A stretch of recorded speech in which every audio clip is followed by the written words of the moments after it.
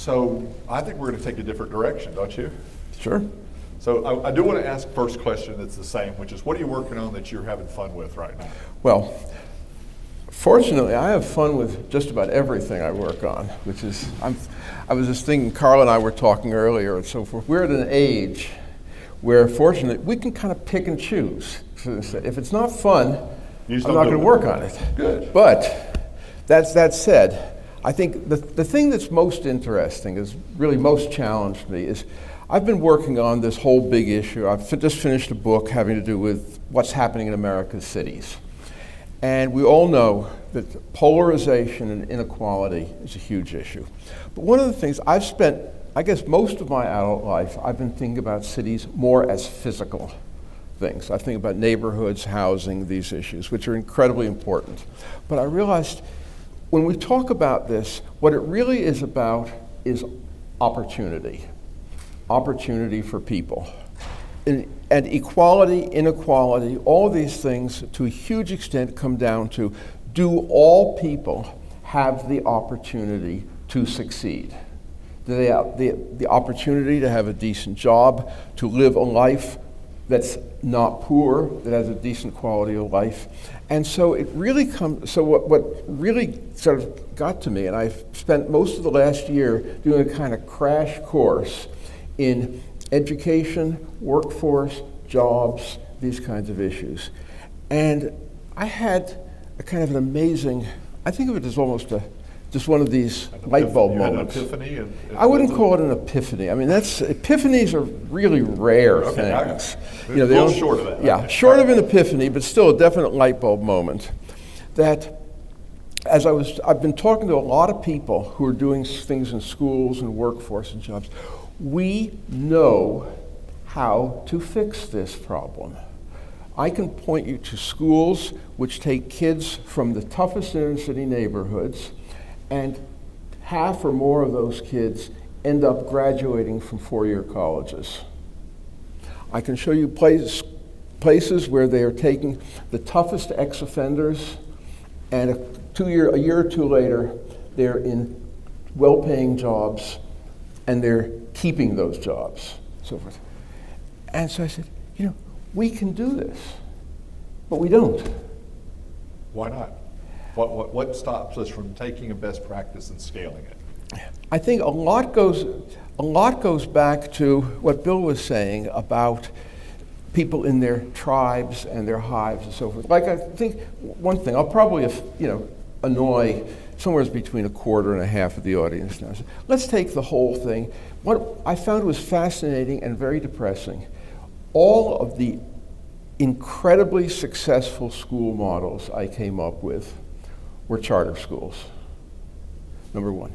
I also found that the most egregious educational disaster story in the United States, and I won't tell you where it's from, unless you ask point blank. If I buy the book, will I know? Pardon? If I buy the book, will I find out? Oh yeah. Okay. Oh yeah. All right.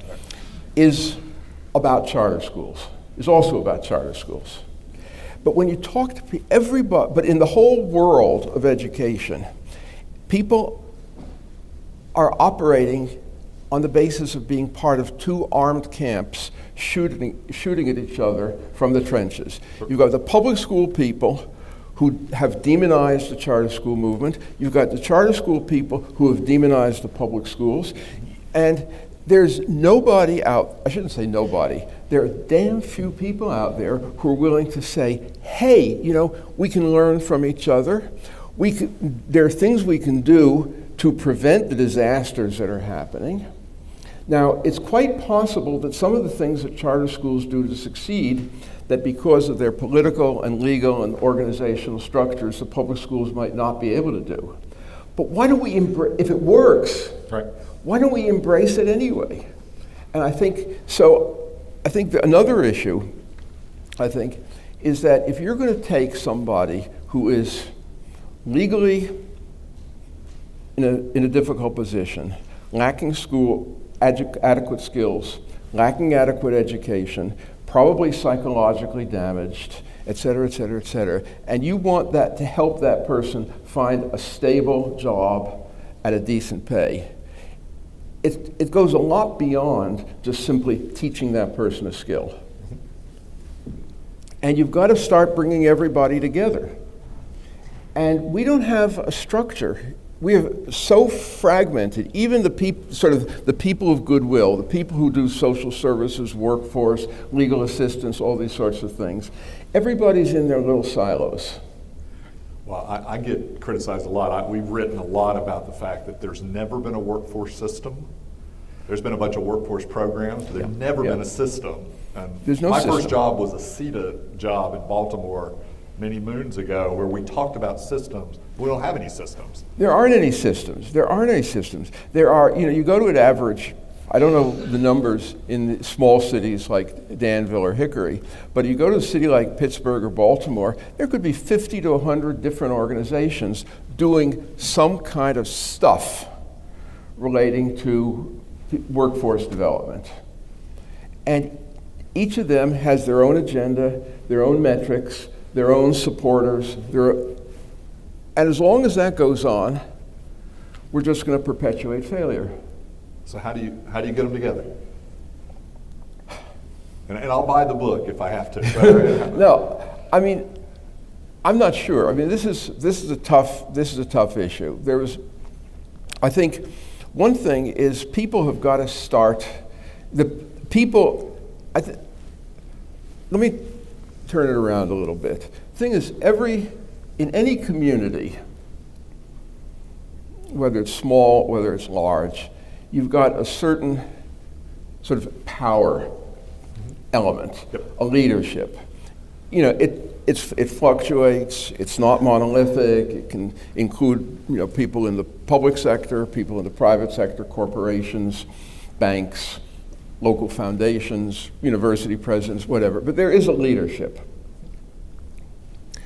And ultimately, those are the people who, more than anything else, set the tone for what does or does not happen in a community, whether it has to do with workforce, economic development. One of the, here's a story.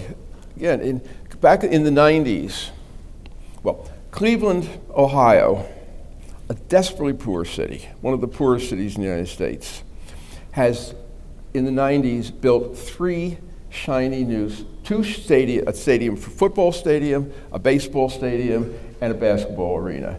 The public sector, city, county, and to some extent state, put up $600 million towards the cost of those three facilities. Now, why did that happen? Why did a city that desperately needs everything of the most fundamental nature spend $600 million on these facilities? Because enough people in the city's leadership, and again, predominantly private sector leadership, wanted these facilities badly enough to basically bulldoze the rest, whoever had to be bulldozed, into putting up the money. Okay, so the point is, that's where power is really important.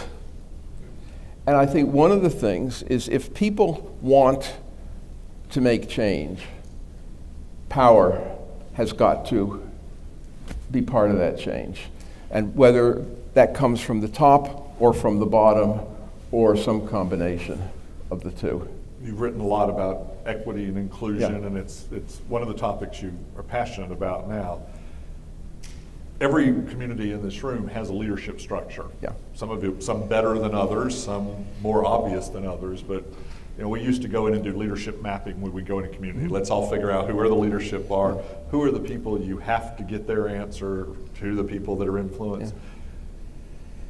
Equity and inclusion seems to be one of those topics that's hard for leaders that are entrenched in a community to start dealing with.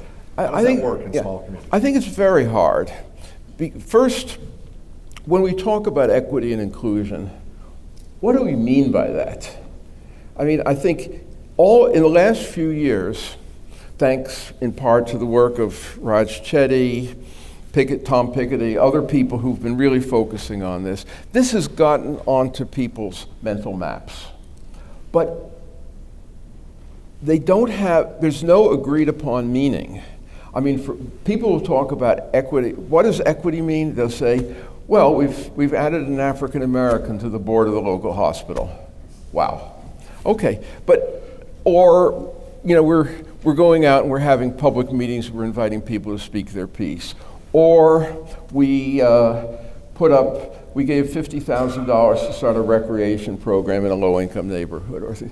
To me, I think the first thing we have to do is have clear ideas of what equity means. Okay. And this is where I go back and say, what's the most fundamental thing? And equity, to me, it's not about giving a forum for a small group of leaders or spokespeople or people who are particularly vocal.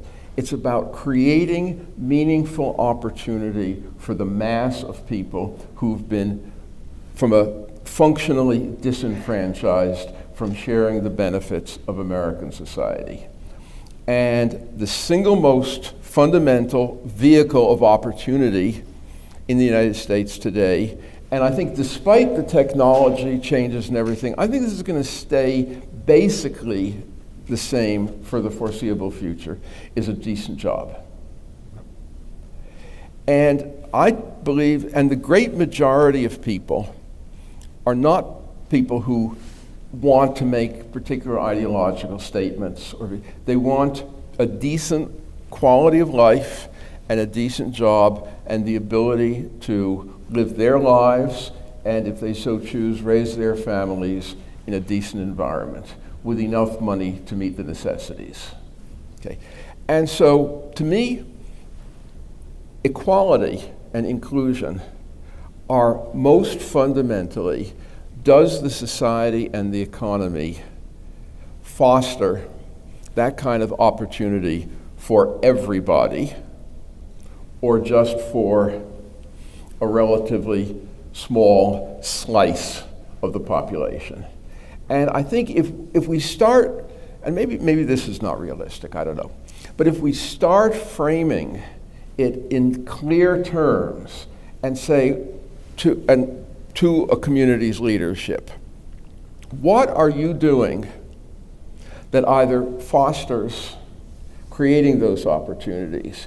For example, what are you doing to create an educational system that ensures that any kid, whatever their background, has a decent shot at getting the skills they need, whether it's the college education or whether it's the specialized vocational skills to work in the local industry, to have a decent job and a decent standard of living?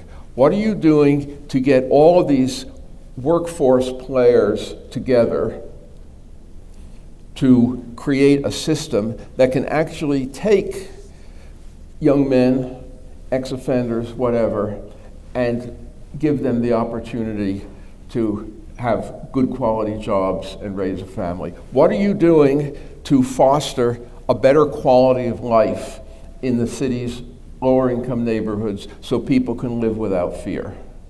So safety, housing. Safety, decent housing. I think if we can decent health care, Lord, yes. I think if we can start bringing it down to these, making it concrete, then maybe we'll have a better shot at mobilizing, some real energy around it. How does that translate to smaller communities? Well, what's the difference? What works? Okay, well, smaller communities, small cities have a difficult struggle. The thing is that, to the extent that, the technology, the innovation, all these things, these are going to go to the big places.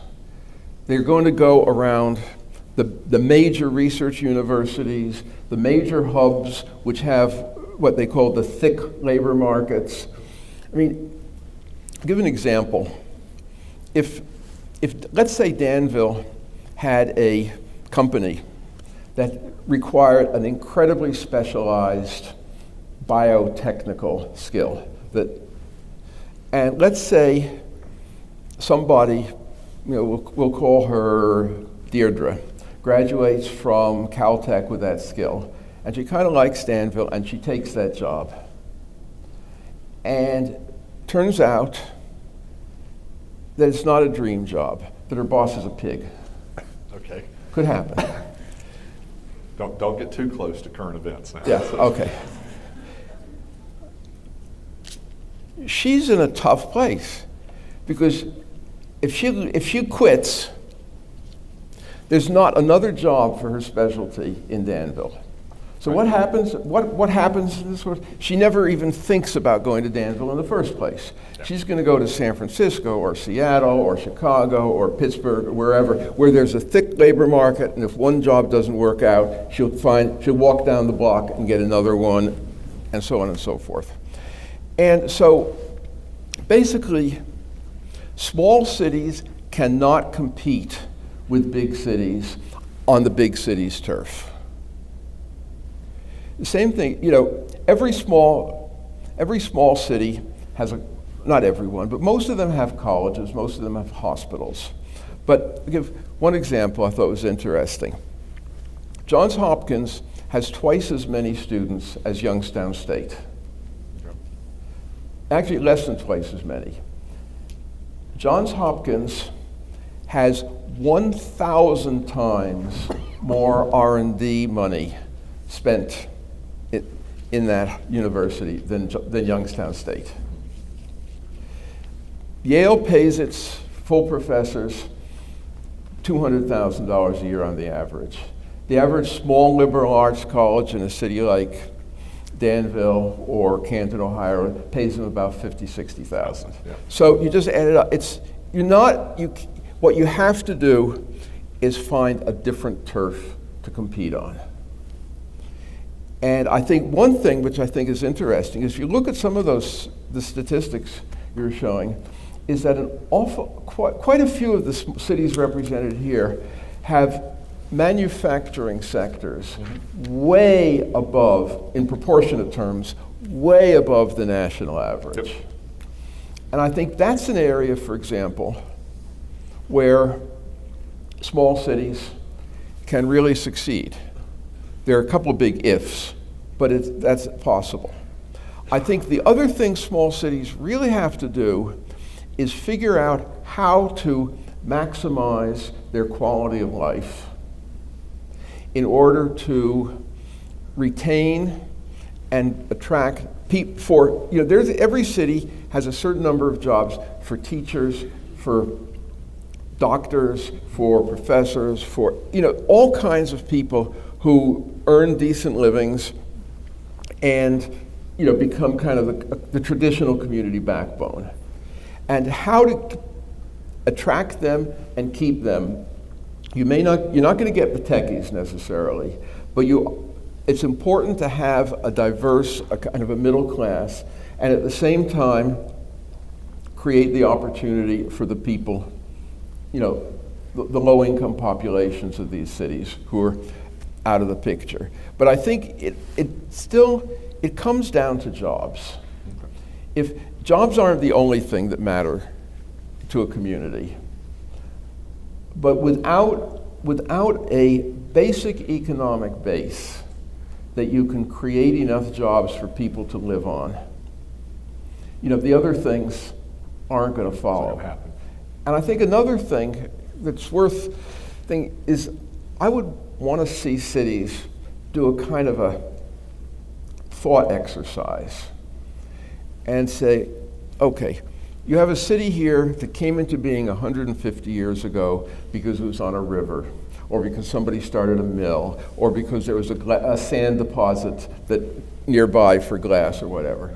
And now that's all gone. So, City X, what are you about today? Why are you there? Are you there purely because of inertia and the fact that there's enough money coming in from the social safety net to mean that people don't have to leave? Or do you have a sense of what you are for today and for the future? A lot of micropolitan or small cities have become the regional hub for retail, healthcare, small, but as rural counties around them grow slower or actually shrink, then they lose the impact of being that regional hub. Yeah. And so they've got to have more than that. You can't just be the commerce town for Yeah. an area that's shrinking. Yeah, and you're grow. not. Yeah, and you're often not even really very successful at being a commerce town. Especially, you've got a big Walmart on the outskirts, Right. and you spend a couple of $1 million of public money doing all of the, historic downtown bag of tricks, the decorative street lighting and the pavements and the facade restorations and what have you. And then 5 years later, half of the storefronts are still empty, and half of the ones that are occupied are social service agencies. Mm-hmm. That's not a recipe for success. You've got to be more than that. You've got to have something that makes you, as a city, distinct and special. Before I open it, I want to do housing for a minute, because I sent Sure. I had not met Alan before this, and so I sent everybody who was going to be up here some questions, and one of the questions that I had put down on the list was about millennials and younger people's housing choices, and I made a statement in it that you didn't agree with, and so I want to bring it out about young people and the types of choices they're making in housing. You said they like old areas, and there's specific but things they certain like. old areas.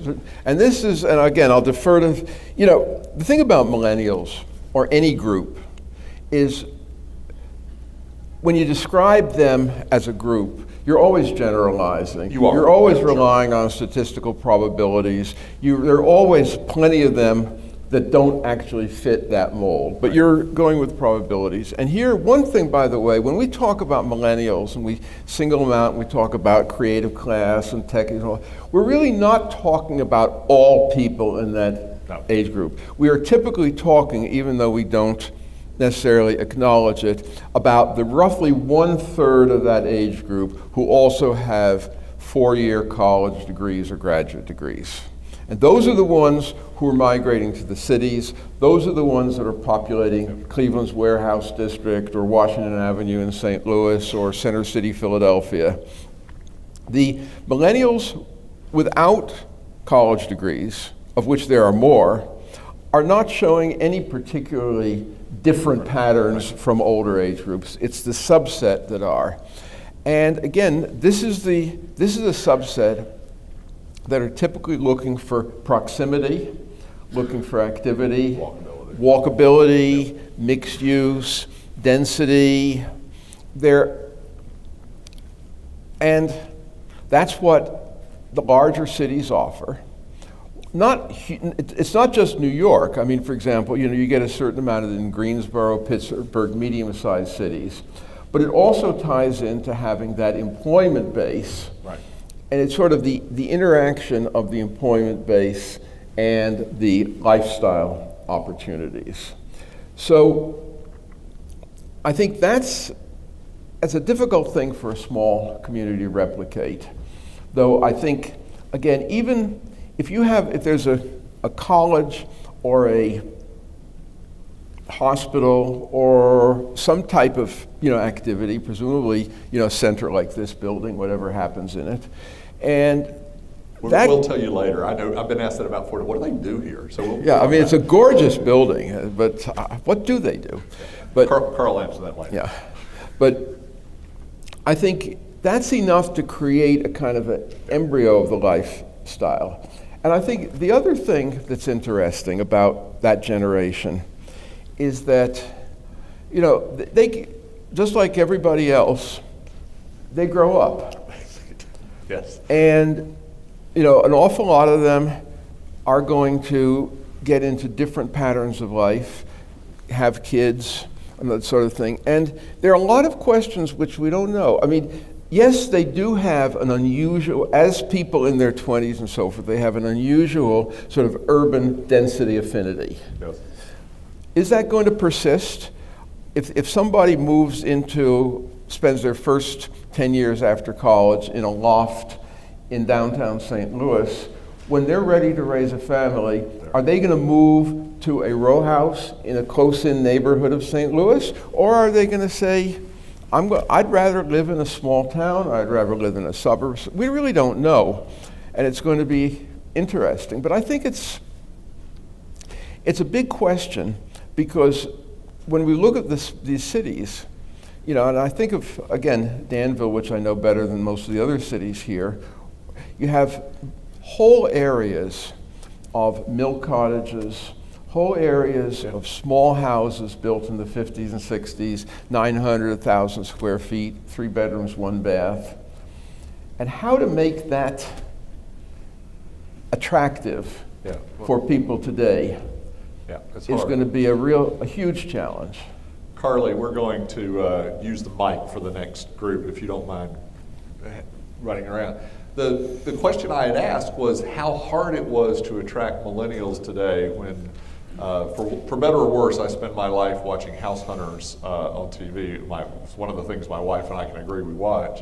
And millennials with open concept, big closets, hardwood. It's hard in older housing. You got to spend a fortune to make older housing do that. So we were talking about sort of collared communities with smaller metros, and how if you don't have a bunch of new housing starts, you don't have many houses that fit the model. And I'm a little jaded. I have two 20-somethings. They're both suburbanites. Yeah. I live in a condo. I don't know how this worked out, but you know, it's one thing was interesting. I remember I've talked to a guy in, I think this is Rochester, New York, where he said they concluded the single biggest difference in their sort of working class neighborhoods, the single biggest difference between whether a house was bought by a home buyer or by an investor was whether it had a second bath. okay. And so they started a program, an add-a-bath program, where they would go into these houses and retrofit them with these 50s and 60s subdivision houses, and retrofit them with a second bathroom. Yeah. You can actually, this was something I don't know if too many people have really thought about it. Are there ways to take these little houses and without spending hundreds of thousands of dollars, turn them into stuff that, you know, when you walk in, instead of saying, oh, you say, wow. Yeah, there's a math formula for that. Let's open it up to the group. You'll raise your hand now. We're going to actually give you a microphone this time, so we'll make it a little bit better for the group. Leah. Yeah. Okay, I'm Leah Conradi with One Region in Northwest Indiana, and I'm going back to what you originally started with talking about Cleveland and how they influence change there. Can you talk a little bit about how you create a culture of good corporate citizenship or philanthropic giving that would influence change in a community where I think in the past perhaps communities or as a region are frustrated with the way things have gone and have perhaps in a way given up? How do you build a culture of corporate? Bit by bit. How do you build a culture of sort of corporate and foundation and philanthropic sort of stewardship and leadership around these issues? And I think one thing is that for starters, they have to start working together and develop kind of a common goal. I remember, this goes back about 10 years, I was in Detroit, and there were like maybe half a dozen substantial foundations in Detroit. And each one of them had developed a program of targeted strategies to key neighborhoods around their particular agenda. In one case it was schools, housing, or what have you. But the funny thing is, and somebody had actually made a map and showed how, okay, Foundation A had targeted these 3 neighborhoods. Foundation B had targeted these 3 neighborhoods. Foundation C had targeted these 3 or 6 neighborhoods. They hadn't even, they weren't even talking to each other about, here they were essentially focusing on the same goal, broadly speaking, but they hadn't even talked to each other about perhaps trying to leverage the effect of their philanthropic work within the communities. So I think it has to start by people, and I don't know how you do this. I mean, I can talk about what to do, but how you get the ball rolling in any community is going to be very difficult. I think somebody has, because, you know, after all, foundations, corporations, social services, these people are not inherently incentivized to subsume their individual agendas to a single common agenda. And I think the question is, how do you get them to do it? Because ultimately, it's about coming up with a single, integrated, common agenda around opportunity. And I think the only way, somehow, you have to find, I think, enough champions within the community, key people, whether in some cases, I know the mayor of Louisville has been doing some amazing stuff in kind of just sort of knocking people's heads together around some of these issues. Broader regionally, too. Yeah. And you need champions. I mean, it could be a mayor, it could be if the president of the largest foundation in town gets religion, as it were, he may bring along the others. But somehow it's got to be about, I think, being willing to subsume your individual agendas and to accept that the only way you're going to solve these problems is if you're willing to become part of a larger agenda and share in the decision-making process. And also, it's funny, one of the most misused words in the sort of urban civic vocabulary, I think, is partnership. Everybody talks about partnerships, but when you really drill down, an awful lot of people define partnership as you do what I tell you. That's not a partnership. No. I always kid groups, people, when we go in and do economic strategies in communities, the first thing that they pay us to do is to review all the plans that everybody in the community has done to figure out where there's alignment. Now, if you haven't figured that out already, it already says something about a community, that there's 8 plans, we find alignment areas. A lot of times they're very aligned, and yet they're in a community don't even know it. So we always say, start by figuring out what everybody actually prioritizes within your own community, see where the alignment is. Another question.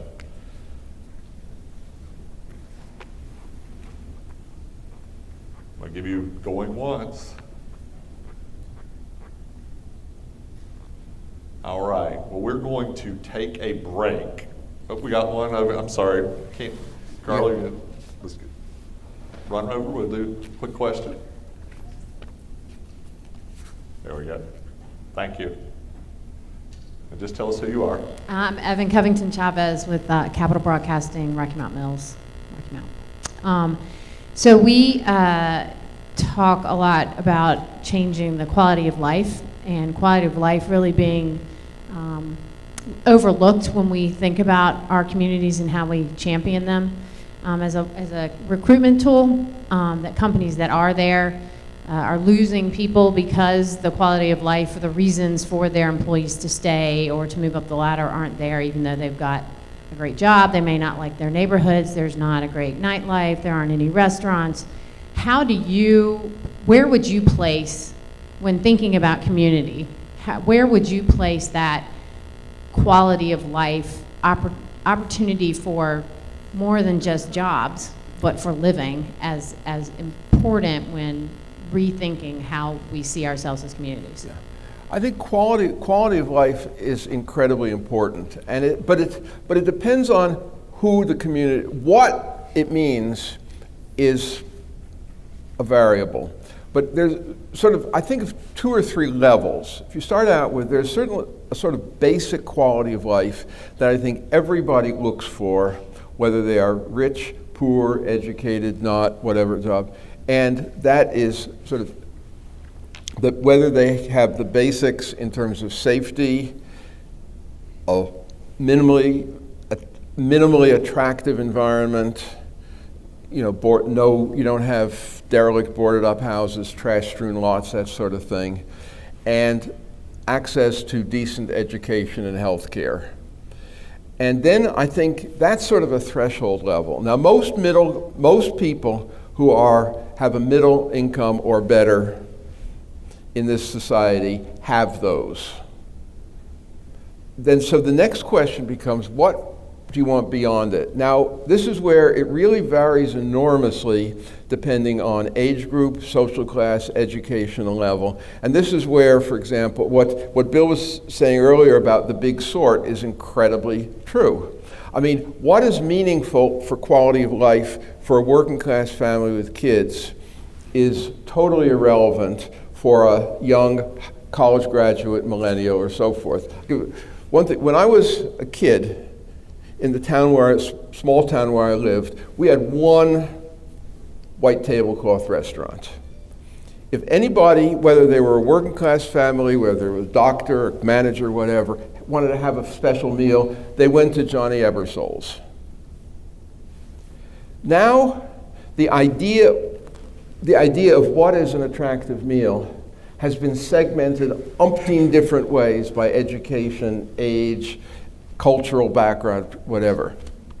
So I think if we look at the small towns, and small towns are not trying, again, you're not trying to replicate, the types of quality of life features that a Philadelphia or a Chicago or San Francisco has. And another thing, especially a town that has a strong manufacturing base, has the opportunity to develop something which is rapidly disappearing in our society, namely a strong working class culture. And I think one of the things that we have to be thinking about, which is this is a digression from the question, but I think it's important, is how do we restore? I was talking to some folks from Hickory, North Carolina before, who mentioned that they have a strong furniture industry, and I think the number was that there are like 1,000 jobs going begging in the furniture industry. And I asked, how much could a person who gets the skills to hold down one of those jobs make? Ultimately, about $50,000. In a place like Hickory, $50,000 gets you a nice house, and then, it's a good life.